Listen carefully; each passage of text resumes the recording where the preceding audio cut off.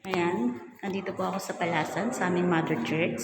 So, bago po ako bumalik ng ibang bansa, gusto kong dalawin ang aking church kung saan ako nag-start.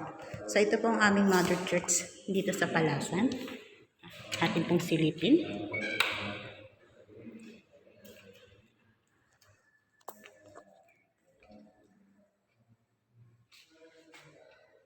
I remember guys, before, ako yung naglalagay ng mga Bible dito. Ayan.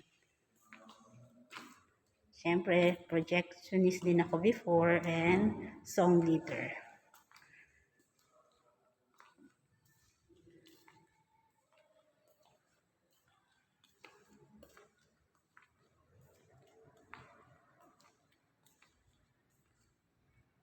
This is my Mother Church.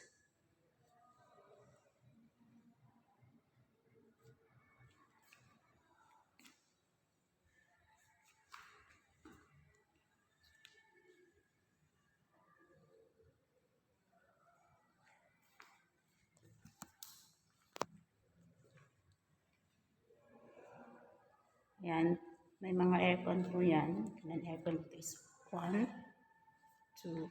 So, dalawang aircon and electric pa na siya sa mga wall. Ayan.